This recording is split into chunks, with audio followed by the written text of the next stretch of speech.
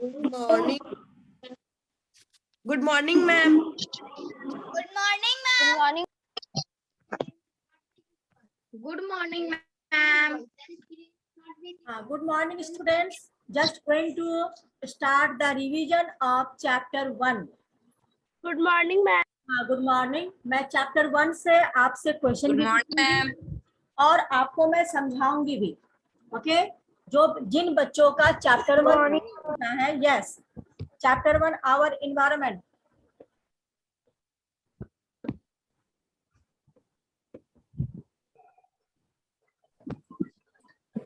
Ma'am yes ma'am board पूरा नहीं दिख रहा है। बोर्ड पूरा नहीं दिख रहा है। मैम मेरे पास दो। मैम मैं ask. Okay okay,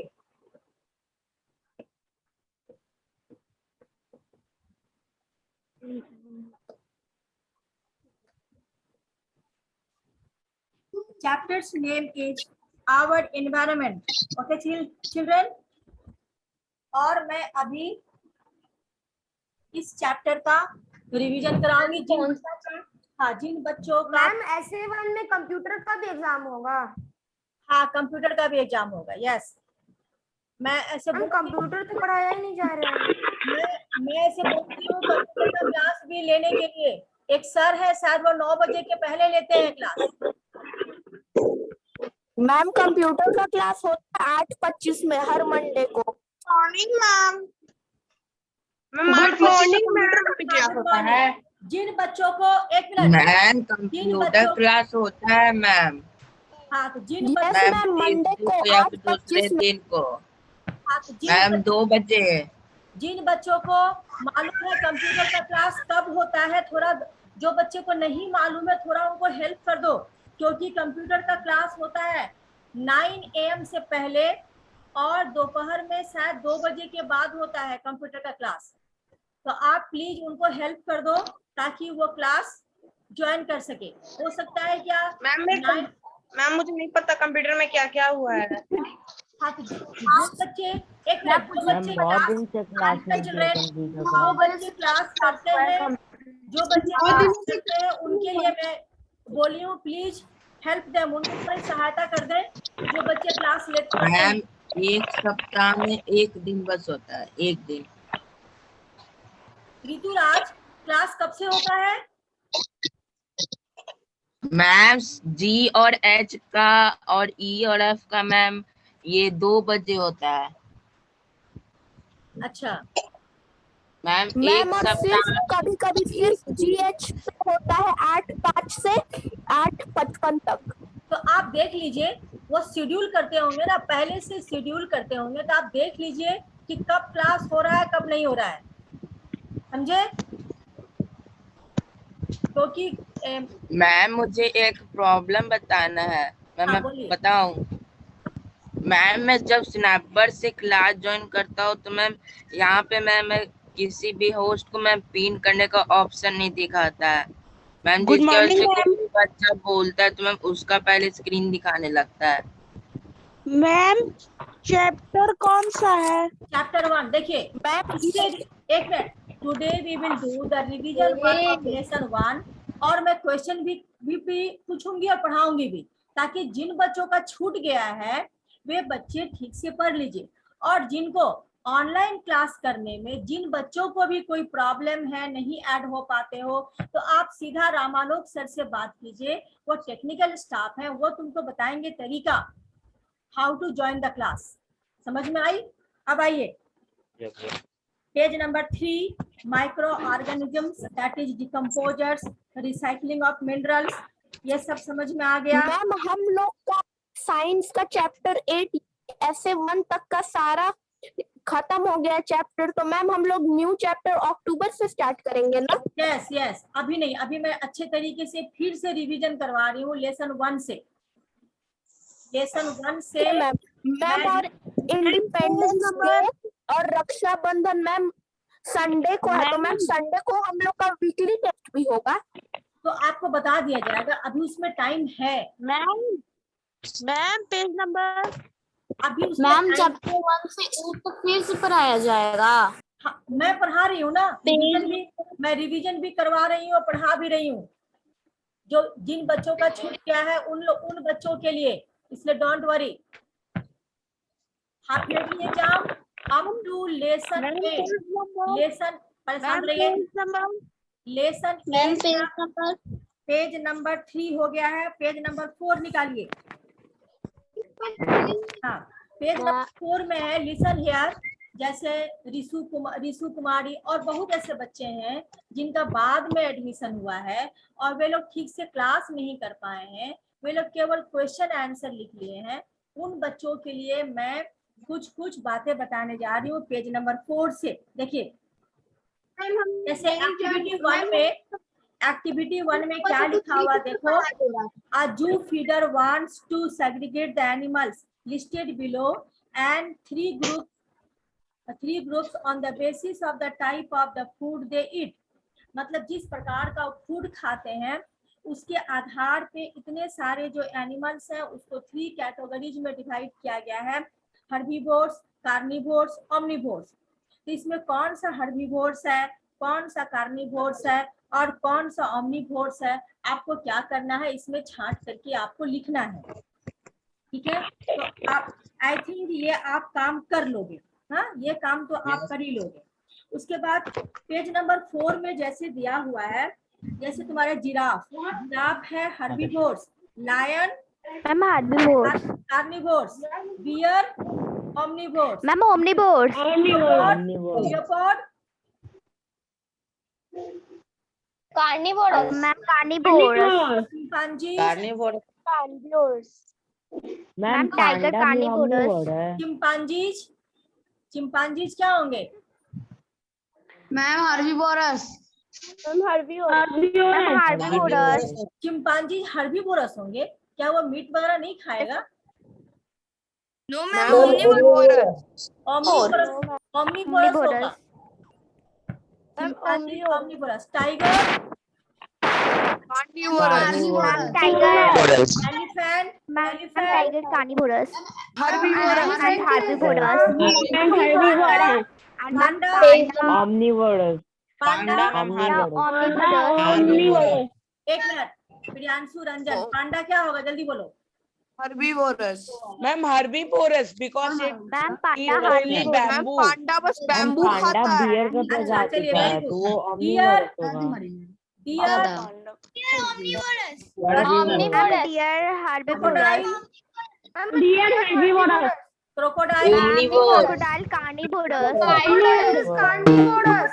carnivorous, crocodile carnivorous, rhinoceros ma'am herbivores, herbivores, rhinoceros, herbivorous, cheetahs carnivorous, carnivorous, carnivorous, hippopotamus herbivores, carnivorous, fox लोमड़ी ma'am carnivorous, ma'am ma'am fox carnivorous, fox kangaroo, kangaroo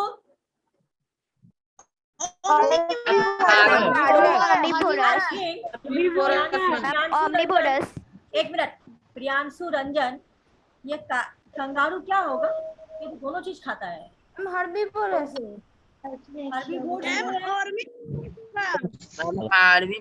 kangaroo herbivorous kangaroo. अच्छा ठीक है, herbivorous ठीक है, okay. अभी Priyanshu Ranjan add नहीं हुआ है। अच्छा एक मिनट, तो हम कहाँ बोलेंगे? ओके चिल्ड्रन, चलिए अब हम बताने जा रहे हैं, listen here children, talking about that is, तो ये आज मैम कंगारू इंसेक्ट खाते हैं। इंसेक्ट खाता है ना कंगारू? मैं वही बोलना चाह रही थी, ये ओमनिवोरस होगा। omnivorous होगा मैम। इंसेक्टिवोर हो जाएंगे, इंसेक्टिवोर। हाँ, कंगारू क्या हो जाएंगे? Ma'am insectivorous. हाँ, तो ओमनिवोरस हो जाएंगे क्योंकि वो प्लांट प्रोडक्ट भी खाता है और एनिमल्स प्रोडक्ट भी खाता है। ओमनिवोर भी हो जाएंगे, ओमनिवोर भी हो जाएंगे मैम, और इंसेक्टिवोर भी हो जाएंगे। हाँ, तो omnivores में दोनों आ गया। omnivores में जो कि इंसेक्ट वगैरह भी खाता है और प्लांट भी खाता है, तब वो हो जाएगा omnivores।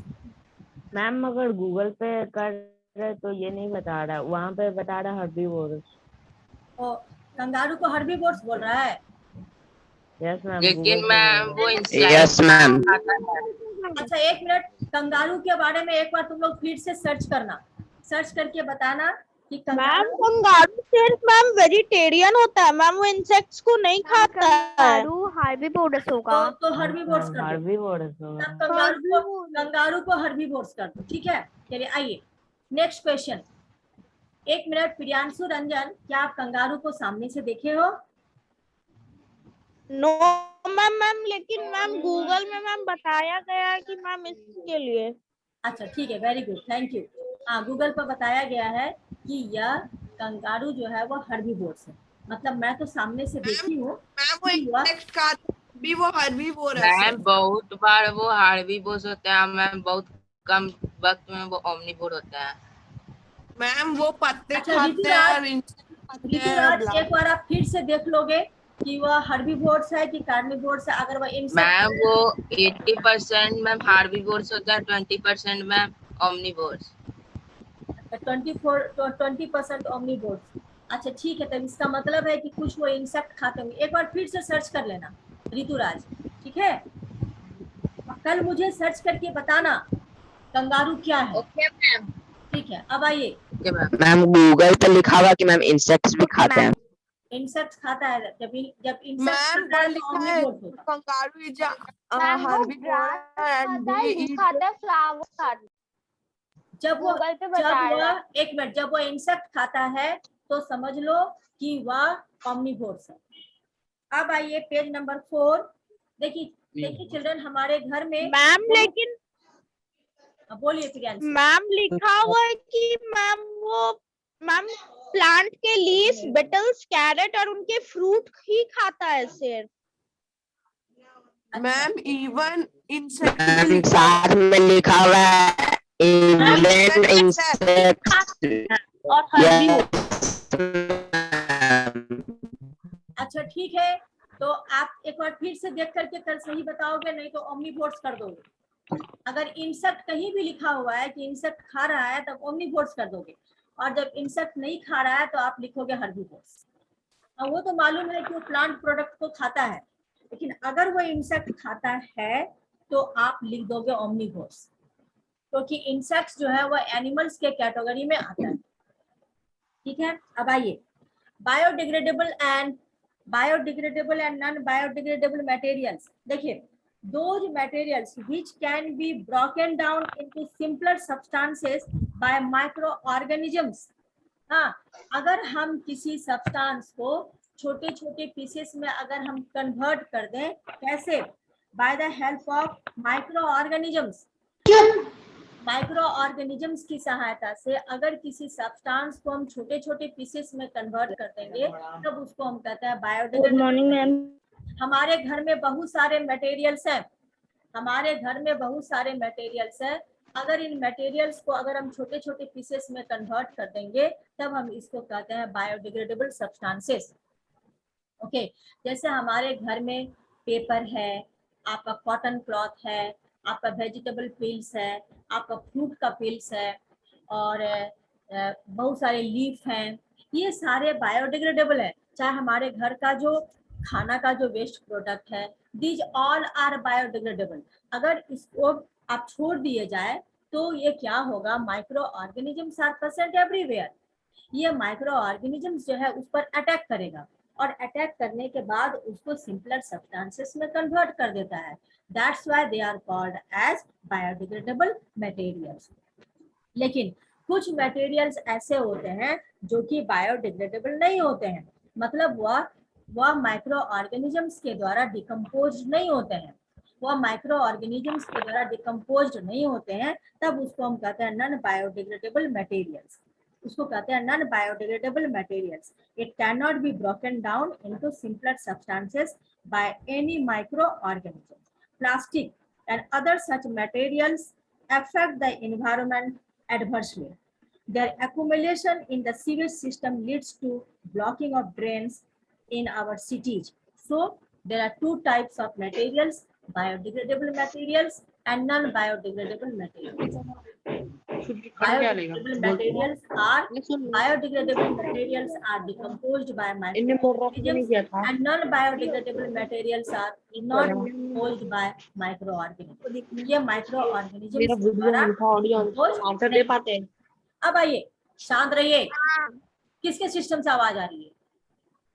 पेज नंबर 5 में लिखा हुआ है, देखिए, इन सम सिटीज, क्या हमारे पटना में भी ऐसा होगा, ऐसी बात नहीं है, लेकिन जो डेवलप्ड सिटीज है, जो कि डेवलप्ड जगह है, जैसे आपका दिल्ली हो गया, मद्रास हो गया, इन जगहों पे आप देखे होंगे कि 2 बीन्स रखे रहते हैं। हाँ, that is blue bins and blue bins and green bins.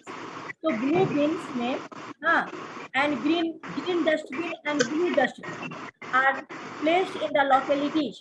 तो ग्रीन डस्टबिन में क्या करते हैं लोग, वैसे सब्सटेंसेस को रहते हैं जो कि बायोडिग्रेडेबल है। इन blue bin non biodegradable waste materials. System से बहुत आवाज आ रहा है। और साथ हम सब बच्चों को म्यूट कर दीजिए।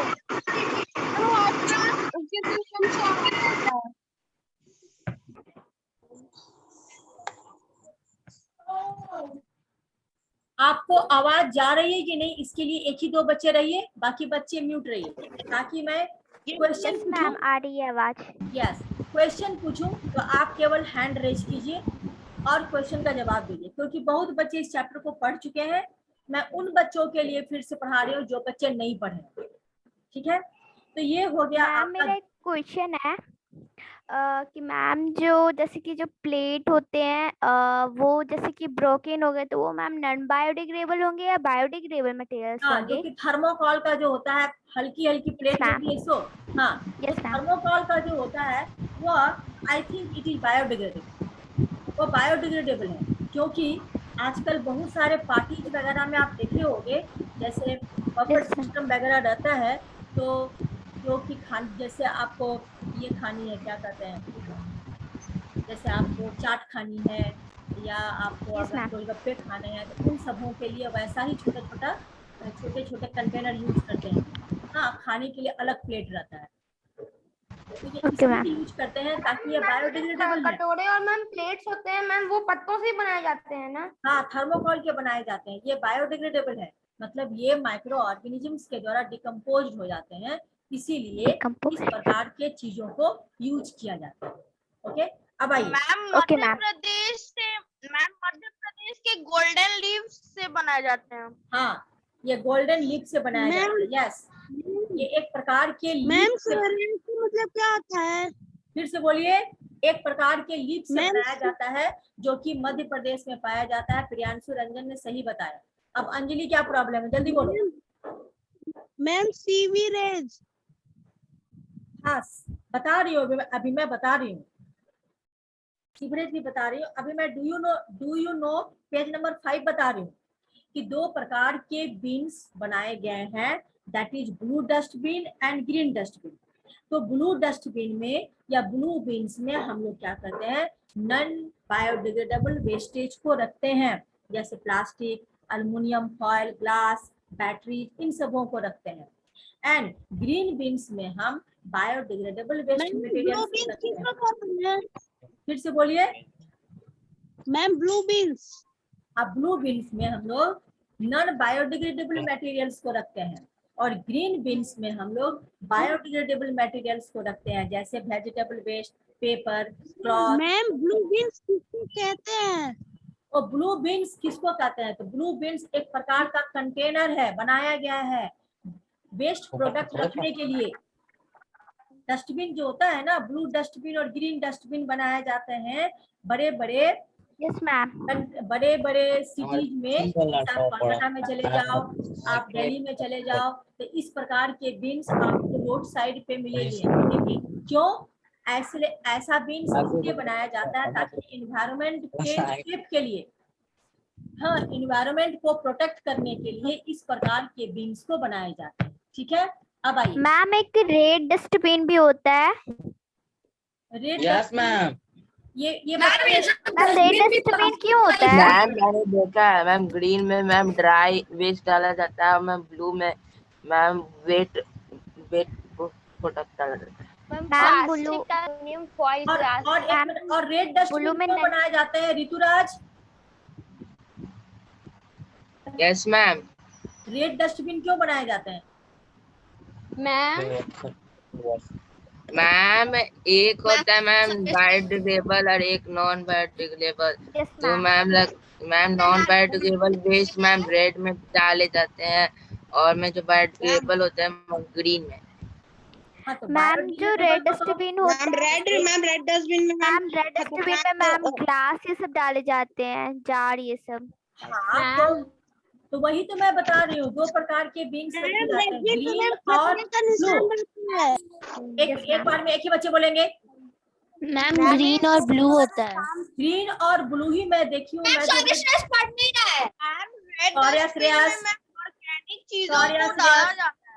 बातें नहीं, तो 2 ही प्रकार के बीन्स के बारे में तो बताया ही क्या है, ब्लू बीन्स और ग्रीन बीन्स।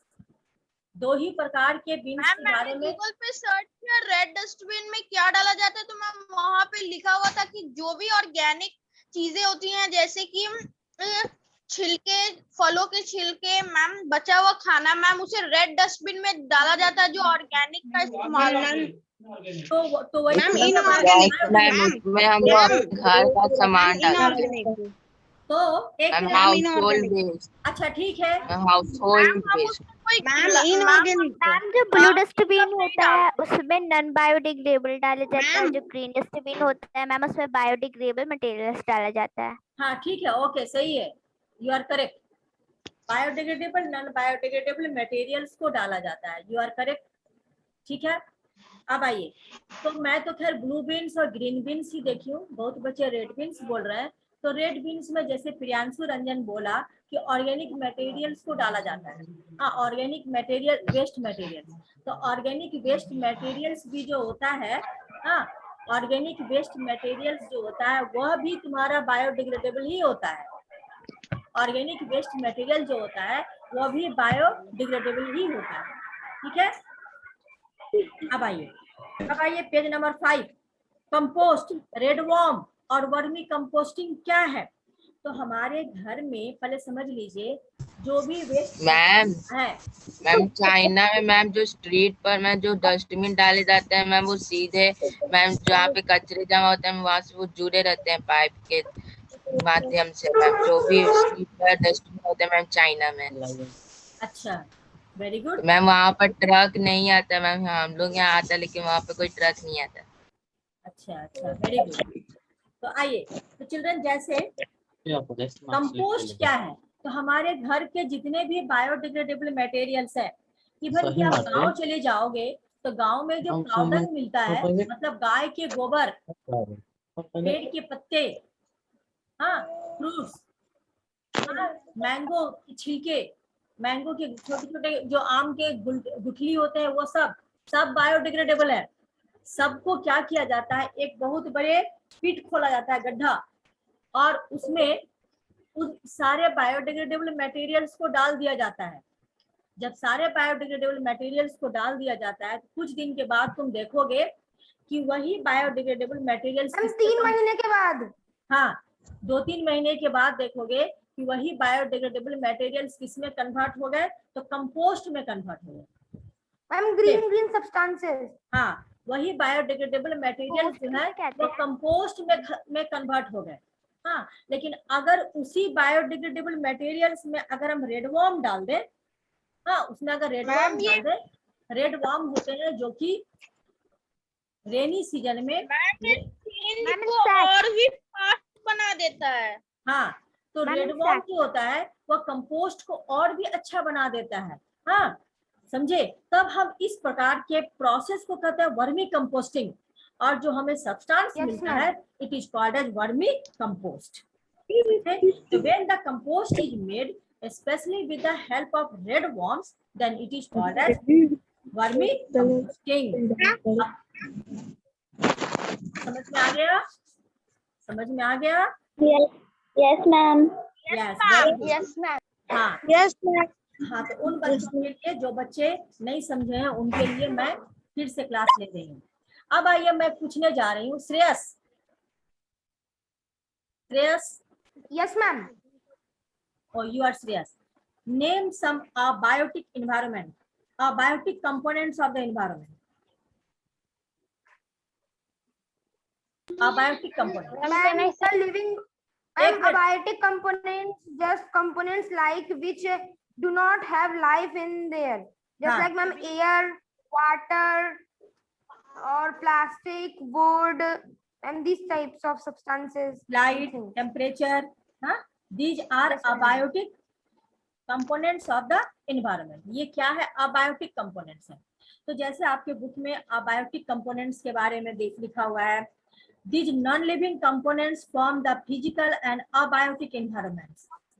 तो ये जो आपका non-living components है, ये फिजिकल और अबायोटिक कंपोनेंट्स इसको हम कहते हैं। इसको कहते हैं फिजिकल या इसको कहते हैं अबायोटिक कंपोनेंट्स। पेज नंबर 6 इसको हम कहते हैं अबायोटिक कंपोनेंट्स। ठीक है, तो जैसे वाटर, वाटर ये क्या है? ये वाटर अबायोटिक कंपोनेंट्स है। ठीक है, ये वाटर जो है अबायोटिक कंपोनेंट्स है। तो water is essential for the survival and the growth of all living organisms. आप जानते हो वाटर सभी के लिए बहुत ही जरूरी है।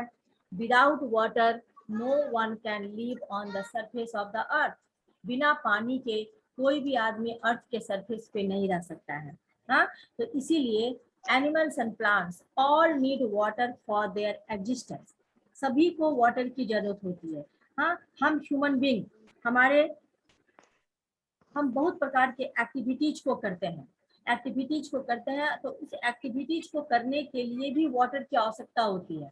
हाँ, so water is essential for all living organisms who are present on the surface of the earth. अब एक नया टर्म है बेटा, वाटर से रिलेटेड है, रेन वाटर हार्वेस्टिंग। तो रेन वाटर हार्वेस्टिंग एक टर्म है। जैसे हम लोग क्या करते हैं, वाटर तो बहुत important, without water there is no life. तो हमें वाटर का इंपॉर्टेंस भी समझना चाहिए। जैसे आप समुद्र का पानी ले लो, तो समुद्र का पानी sea water is salty in taste, वो नमकीन होता है। तो उस पानी का यूटिलाइज करके हम कोई भी काम नहीं कर सकते हैं। जैसे हम ना उससे खाना बना सकते हैं, ना हम कपड़े धो सकते हैं, ना हम अपने डेली लाइफ में पानी का यूटिलाइज कर सकते हैं। अगर इरिगेशन भी कराएं, अगर हम उस पानी का यूज करके प्लांट में भी डालें, तो प्लांट में भी हो सकता है कि उनको पानी मिल जाएगा, लेकिन उसमें भी नमक का अमाउंट, साल्ट का अमाउंट ज्यादा हो जाएगा। तो हमें वाटर के इम्पोर्टेंस को समझना चाहिए। जैसे हमारे अर्थ के सरफेस पे जितना भी समथिंग अनन्या कुमारी से। Ma'am, what is the meaning of metropolitan? Metropolitan cities का मतलब होता है जो डेवलप्ड सिटीज है। जैसे आपका हमारे इंडिया में जो मेट्रोपॉलिटन सिटीज है, जैसे आपका मद्रास है, दिल्ली है, कलकत्ता है। हाँ, मद्रास, दिल्ली, कलकत्ता, कर्नाटका, चेन्नई, ये सब मेट्रोपॉलिटन सिटीज हैं। उन जगहों पे हमें आराम से वाटर नहीं मिल पाता है। इन जगहों पे हमें आराम से पानी नहीं मिल पाता है। तो जैसे हमारे अर्थ के सरफेस पे 97% वाटर जो है सॉल्टी वाटर है।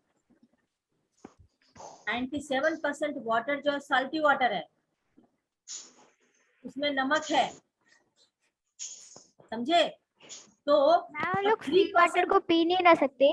नहीं पी सकते हो बड़ा, नमक वाली पानी आप नहीं पी सकते। मैम, जो सी वाटर होता है मैम, उसको हम लोग फ्रूटी प्लांट्स में डालेंगे तो मैम उसका उन पे कोई असर होगा?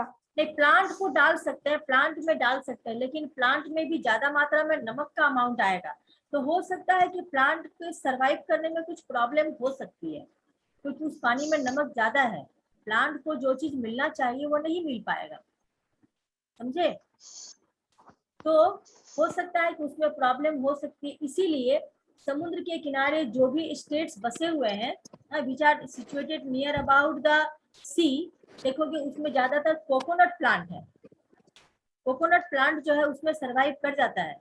कोकोनट प्लांट का पेड़, मैम बहुत ज्यादा उधर कोकोनट प्लांट होते हैं।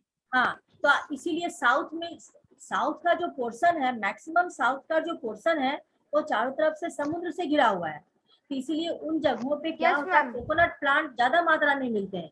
तो हो सकता है कोकोनट प्लांट जो होता है वो सरवाइव करने के लिए वो वाटर उनके लिए अच्छा माना जाता है। मैम साउथ में मैम कोकोनट वाटर भी बहुत फेमस है। हाँ, coconut water is also famous in south. तो चिल्ड्रन, तो रेन वाटर हार्वेस्टिंग क्या है और क्या है इसका मीनिंग मैं समझाती हूँ। अर्थ के सरफेस में जैसे सुनिए पहले, 97% वाटर जो है वो साल्टी वाटर है, 3% वाटर जो है वो वाटर यूजेबल वाटर है, और 3% में 0.3% वाटर जो है वो ड्रिंकिंग वाटर है। तो 3% वाटर जो आपका है वो पीने लायक है, तो कम से कम उस वाटर को तो आप बचा के रखो, आप वाटर को वेस्ट नहीं करो। आपके घर में जो भी पानी है आप ऐसा मत सोचिए कि वो बेकार का पानी है तो उसको फेंक दे, नहीं, आप उसको स्टोर करके रखो। जैसे आपको जब रेनी सीजन होती है, ऊपर से जब बारिश होती है तो वह सॉल्टी नहीं होता है, उसको बचा के रखा जा सकता है। हाँ, और टाइम टू टाइम किया जा सकता है। तो इसी को हम कहते हैं rain water harvesting. Srishti Kumari, what do you mean by rain water harvesting? Ma'am मैं बोलूं? पहले सृष्टि से मैं पूछ रही हूँ, मैं बोलूं? Rain water harvesting. मैम मैं बोलूं? कलेक्शन और use is called rain water harvesting. कौन बोल रहा है answer? Ma'am I say, ma'am, a way used to collect rain water when raining is called rain water harvesting.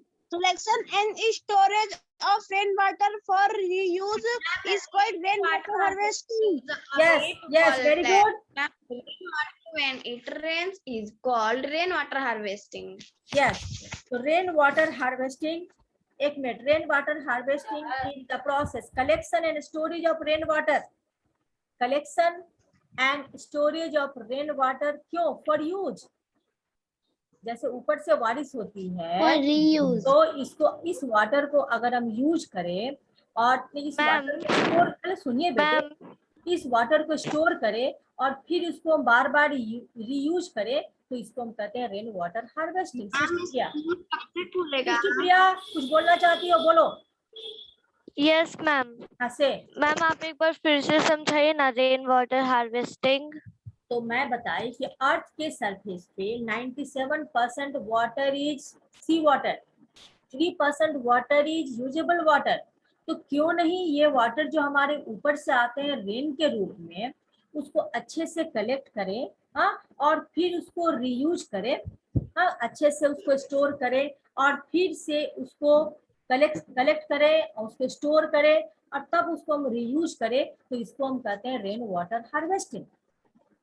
हाँ, इसको कहते हैं। तो बड़े बड़े कंट्रीज, बड़े बड़े सिटीज में क्या होते हैं, वे लोग छत पे क्या करते हैं, ऐसा सिस्टम बना देते हैं कि उनके छत के ऊपर जो भी पानी गिरे वो एक पाइप की सहायता से एक कंटेनर में कहीं जमा हो जाए, और जमा हो जाता है, फिर उसको साफ करके अच्छे से उसको वॉश करके उस पानी को, और फिर उसको यूज करते हैं। पानी को साफ कैसे करते हैं? There are so many process to wash the water.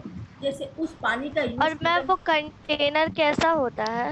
वो कंटेनर सीमेंटेड होता है, बड़े बड़े सीमेंट के कंटेनर बनाए जाते हैं उस वाटर को। मैम इंडिया में नहीं है। हाँ, मैम रेन वाटर हार्वेस्टिंग के लिए स्टेप वेल भी बनाया जाता है ना? हाँ, इंडिया में है, लोग करते हैं। जहाँ पर बारिश की, जहाँ पानी की कमी होती है वहाँ पे वे लोग रेन वाटर हार्वेस्टिंग का यूज करते हैं। मैम आपके घर में है रेन वाटर हार्वेस्टिंग? नहीं, मेरे घर में नहीं है। मेरे घर में रेन वाटर हार्वेस्टिंग नहीं है, अभी जरूरत नहीं पड़ी।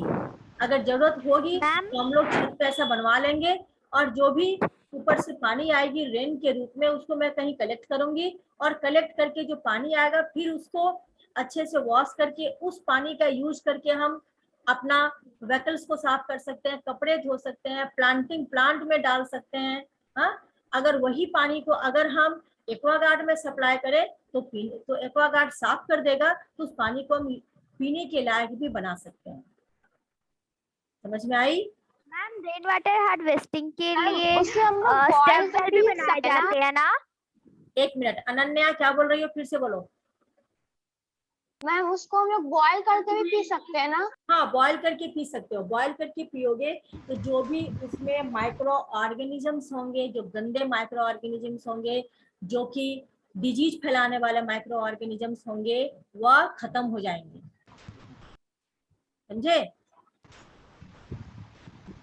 मैम हम लोग क्या करेंगे, मैम सारे पानी को जमा कर लेंगे और मैम फिर से एक्वागार्ड में डाल प्यूरिफाई करके पी लेंगे। हाँ, सारे पानी को जमा